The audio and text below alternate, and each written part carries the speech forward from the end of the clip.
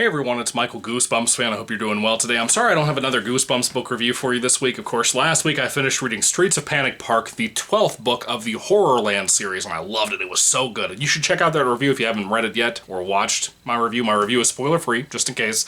Anyway, things like Goosebumps. I have a couple of videos for you today about this. I'm not actually reading a Goosebumps book right now. I'm actually reading something else. We'll talk about that when I get to my next Things Like Goosebumps book review. But I think that one's going to be a more positive review. I'm really enjoying that book. You'll see. I think a lot of you are familiar with that already. A lot of you, not all of you, but a lot of you. It's a thing like Goosebumps type of thing. Anyway, for this review, I have the third Mr. Shivers book called The Doll in the Hall and Other Scary Stories, written by Max Brallier, I don't know how to say his name, and illustrated by, once again, Letizia Rubini, I think is how you say her name. I'm not really sure. This is the cover to that. I think this has been out for a month or two now, and I have not bought it until just like the other week with some bonus money that I had from work, and I greatly enjoyed this. As you saw, if you've been watching for a while, I reviewed the first two books. The first book is Beneath the Bed and Other Scary Stories, which is still my favorite. After reading this one, that's a really, really good one. I really recommend it. The second book is Shadow in the Woods and Other Scary Stories. It's a very decent book. It was just kind of okay. I think I gave that one like a 3 out of 5 stars. This one is much more close to the first book than it is the second book. That was kind of a disappointment. This one's, it only has like one weak story in it, in my opinion. The other one is very much a typical urban legend story. It's actually the title story, The Doll in the Hall. It's a very not fantasy. It's very familiar for you urban legend folks out there like myself that you know this story if you've read it. If you've seen films like Amusement, you know about the story. So there's a little bit of that. I have a slight disappointment in that regard, but that's nothing really on Max's throat, because I love Alvin Schwartz's Scary Stories to Tell in the Dark books, which are the same thing. They're urban legends adapted to short stories for kids and young adults and middle graders and teenagers and everybody else that wants to get into books. And it was kind of like YA before YA was really a thing.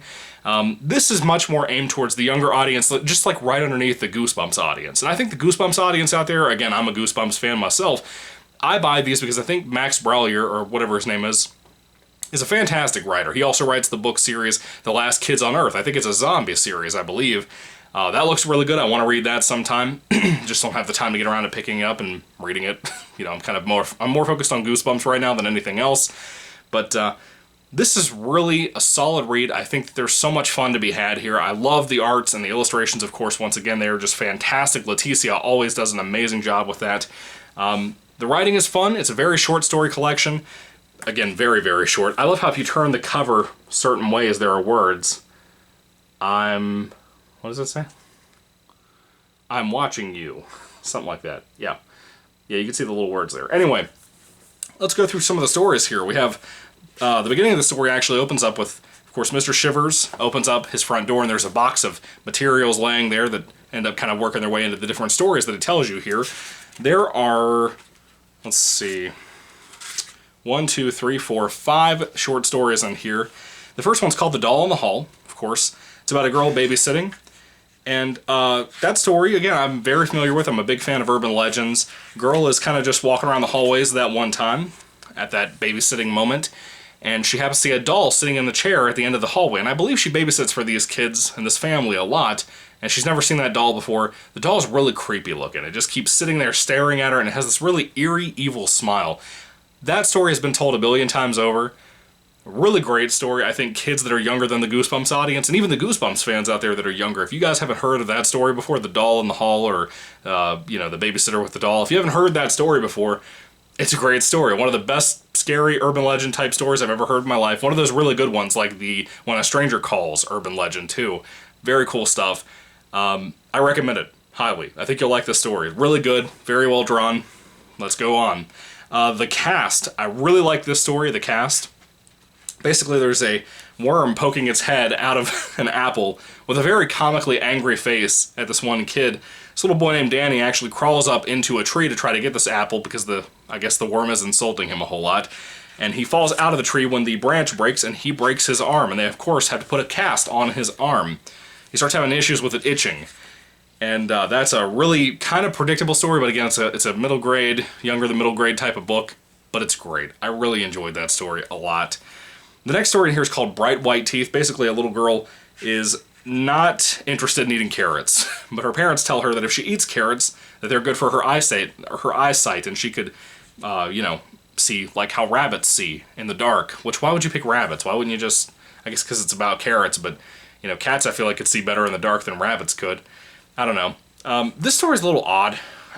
This is the disappointing one to me. I wasn't very in love with that story, but it's okay. Out of 5 short stories, you have 4 really solid ones I really enjoyed. The art is good in all 5 of them. Like I said, the storytelling for the story, Bright White Teeth, is just kind of okay. Of course, the little girl goes out into the carrot farm that she actually lives on, by the way. She lives on a carrot farm. She goes out to this place and starts eating all the carrots in the field. And the ending of that story is kind of a whatever story. I think kids would like it a lot more than an adult who's a seasoned reader and has read and written quite a few things. I don't know. I feel like I said that and I just blew up my ego. But not in a good way. It's like, you really think a lot about your writing. You know? Anyway, I'm not a good writer. So, next on the next story, this is my personal favorite, the Jackolantern. I love the story. Basically, a little girl named Lila has moved into a new town and a new school, and she has her favorite holiday coming up called Halloween. You've probably heard of it. And she is just kind of trying to find friends. She had a lot of old friends she used to hang out with on Halloween night. And one of my favorite pictures in this entire book is this picture. I don't know how well you'll see it on camera because it's so dark, but I love this picture. I'll kind of start it there. I'm bringing it a little bit closer so you can kind of see the detailing on this. Man, I love this. This looks like a book that would have come out from Alvin Schwartz days of writing when I was a kid. You have things like, one of my favorite books from Alvin Schwartz, aside from Scary Stories to Tell in the Dark, is In a Dark, Dark Room and Other Scary Stories. I think many of you folks out there probably read that when you were a kid too. It's kind of the same thing as this, a very short, little, kind of illustrated book. And it's creepy and it's scary, and there was the story about the green ribbon, which terrified all of us, terrified a whole generation. I think that was either the first or the second story for things like Goosebumps video I made as a video on this channel. I love that book. I think this book in general, this whole series, Mr. Shivers, has a lot of similarities to that. I think if you asked Max Browlier, he probably would say that there's a lot of similarities compared to inspiration from those, well, in a Dark, Dark Room and Other Scary Stories book from Schwartz. This is a really good story. I really like this. This Jack-o'-lantern story reminds me a lot of like an R.L. Stine type of storytelling. I'm surprised he hasn't told something like this before. Anyway, the little girl befriends a pumpkin and decides to make a jack-o'-lantern out of it. She calls him Willie, I believe. And the fact that I can remember all these details should tell you how much fun I had reading this. Even though it's more of a kid's book than an adult book. I'm almost 27 years old in November.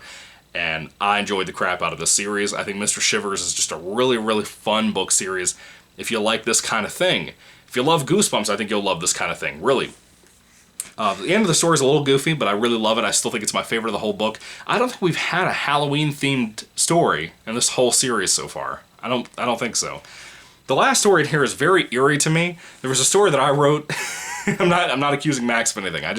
It was weird. I wrote a story kind of similar, not entirely, not even by the ending, but kind of similar to this story. In my little collection I kept telling you guys about that I was trying to put together that I never could get anybody to pick up and sell. And it was very familiar to this, or very similar to this story. I thought it was very odd. I had like this weird moment when I was reading it. Anyway, this story is called Billy Smiled. I don't know if I already told you the title or not. And this kid's a cheater. This kid named Billy is a cheater, and he always kind of just does everything. He cuts in line. He wears platforms and stuff to get into roller coasters to be taller than he needs to be. Has popcorn and stuff. And one day, when he's at the theater, probably seeing a movie he's probably not supposed to be seeing, he is eating popcorn. He realizes that they kind of look like teeth. He decides to put them under his pillow to mess with the tooth fairy. And thinks he's going to be rich. And the ending of that story I thought was very creative. Very, very cool, very fun. So, there's some good stuff in here. I really, really enjoyed this. Again, Doll in the Hall and Other Scary Stories is a lot better than the previous book, The Woods Are Dark, or whatever it was. First book is still my favorite out of all 3 of them. I think it's the perfect one. I think it's the best one, easily. This is way up there. This is like right behind that. If I had to rank them, I would say this is my second favorite out of all 3. First one being my absolute favorite, second being my third favorite. Acorn is doing a fantastic job with these books. I really wish they'd pick up my collection. I really wish they would and work with me on this, because I would love to see books like this, especially with Letitia's art. They're really good, really suitable for this. I love it. I hope and pray they come out with more. I really do, because I think Max and Letitia have a really good thing going here. It's kind of like the unsung hero of the Goosebumps current community. It's like people don't really talk about a lot of the things like Goosebumps things unless it's like a K.R. Alexander book, or I don't know, something like that, or like the new Goosebumps, or it's like a Disney Goosebumps type thing. I forgot what it's called. it seems like a lot of people are not talking about more of the things like Goosebumps stuff. We're also concerned with the new Goosebumps books coming out, which have been really good, pretty much one after another, except for the endings.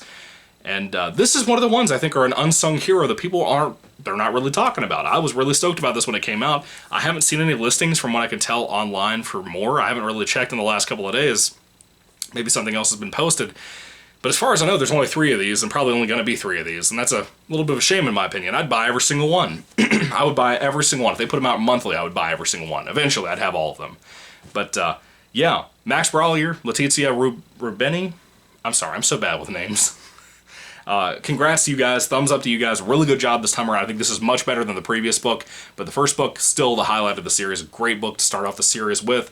When it comes to The Doll in the Hall and Other Scary Stories, the 3rd Mr. Shivers book, if I had to rate this one on a 5-star basis, I think I'd probably give it about, it has a couple of flaws, but I think overall I would give it a really high 4 out of 5 star rating. I think it's a really solid read. It has everything that I like from this kind of thing and everything I love from this series so far. So what did you think about The Doll in the Hall and Other Scary Stories? Did you love this book? Did you hate it? Put your thoughts and comments down below. I would love to hear what you have to say about it. I really recommend it if you haven't read these before. If you're a Goosebumps fan, whether it be older like myself or whether it be younger, that are the middle grade kids, you're at that age right now that would read things like Last Kids on Earth, this is a good, solid read. You would enjoy this, I think. It's fun if you like to collect these type of things and you don't mind reading outside of your age range, I guess, if you're older like me. This is fun. Again, it's right underneath that level for Goosebumps readers. I think if you're a Goosebumps reader, you're just a little bit old to be reading this. You probably won't appreciate it the way I do, growing up in a dark, dark room and Other Scary Stories from Alvin Schwartz. I mean, even the title of these books, and Other Scary Stories added onto it, is just like In a Dark, Dark Room. So I think that's pretty awesome.